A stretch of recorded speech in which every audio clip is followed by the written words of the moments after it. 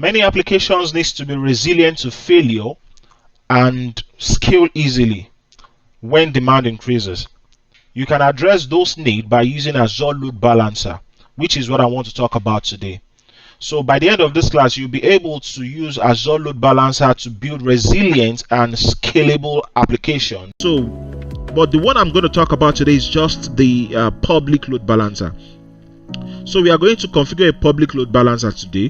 Now let's say as a solution architect for healthcare portal, you need to distribute the load from the client browser over the virtual machine in your web farm, and you need to set up a load balancer and configure the VMs to be balanced.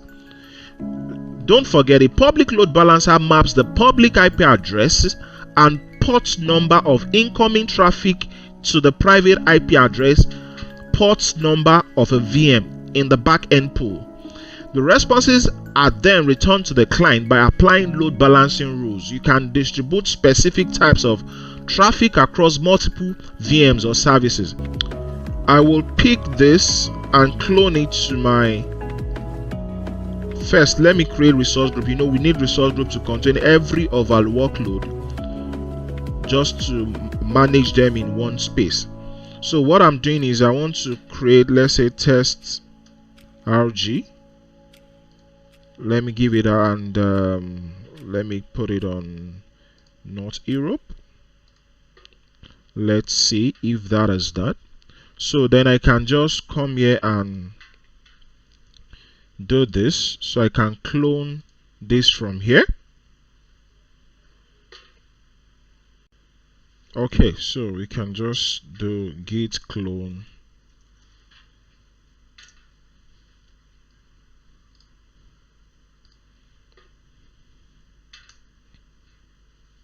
Just because I copied that, I have to remove all this. Alright, so let me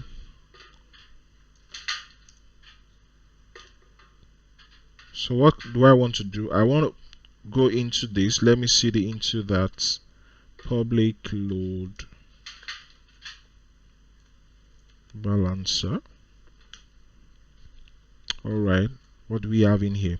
Just run one of those scripts, which is the one that has the availability set. So how do we run script? I believe I've talked about running a script, so you can just say create high availability VM. In fact, I think it's something I can just copy like this. This is what I want to. I don't have to type everything.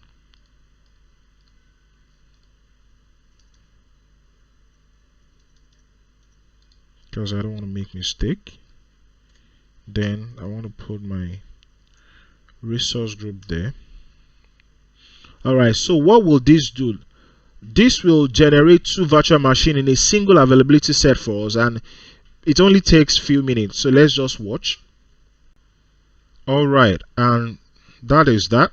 So the next thing is we need to create like another public IP, but let's even check all the things we just run now.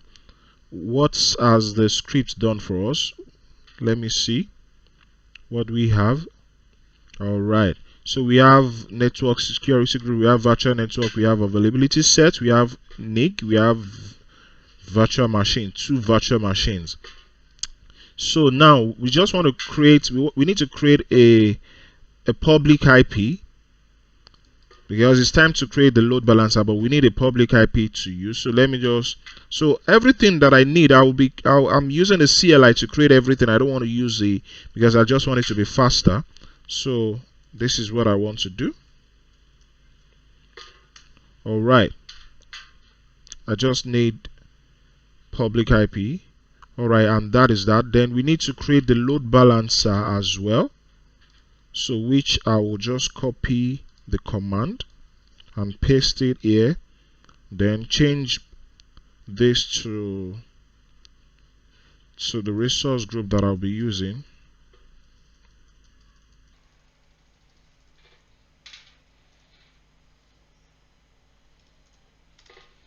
And that is that. So that is fine. And to allow the load balancer to monitor the healthcare portal status, there is another command that we need to run to create health probe. So this is the command to create health probe. So I have everything already. I just want to put my the resource group that I created, everything to be in the resource group, so that if I need to clean up my environment, I can do that easily. So now that we've done that, we can also now create a load balancer rule to define how traffic is distributed. So we need to define the front-end IP configuration for the incoming traffic and also the back-end IP pool to receive the traffic. So which command are we going to use there? Let me paste it. So if you need the command, you can always reach out. Then it's a public documentation and I can share with you if you need it.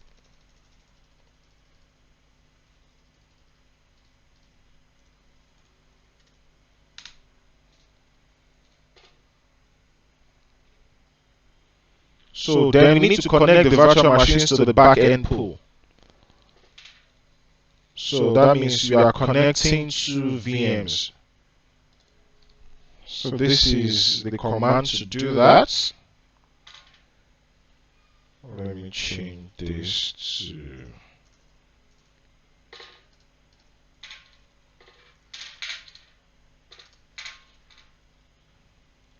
and the top. I think that's for WebNIC 1. Then for the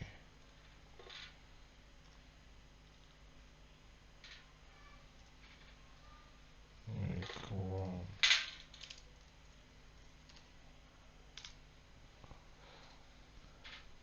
All right.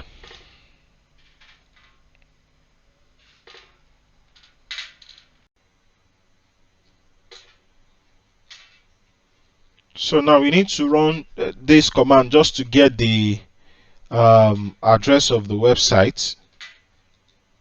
We created address of the website. Let's see. So I can just change it to echo. Okay.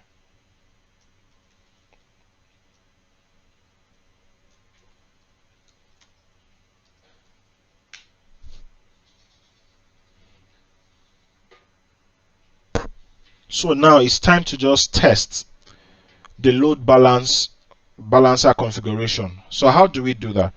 All we need to do is to copy this IP address, copy, and we can always, yes, I think it responded. You see, VM2 now. You can see it's back to VM1.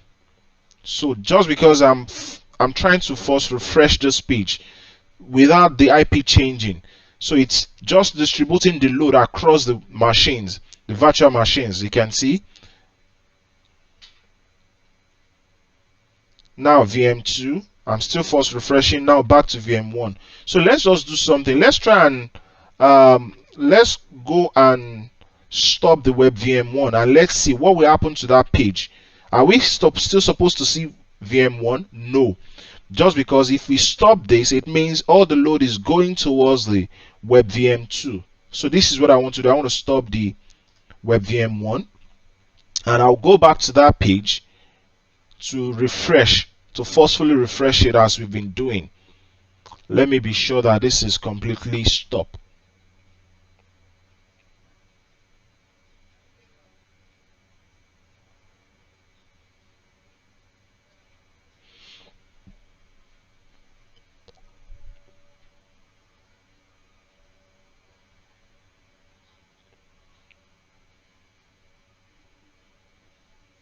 All right, so you can see stopped, deallocated. So I want to come back here, then I want to refresh again, straight up VM2.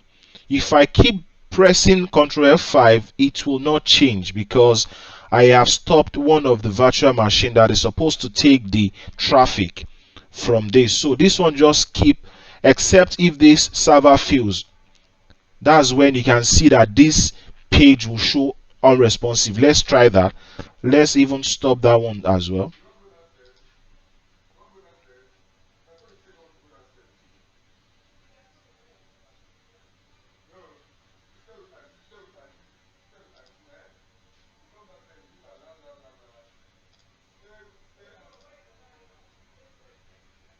So if we are stopping VM2, what are we expected to see?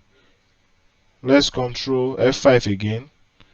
This page should give us not responding. Thank you. Can't reach this page. Then if we start the two machines, just expect that we're going to see the patient portal, the web 1 and the web 2. Thank you for joining today's class. I hope this helps someone in your cloud journey.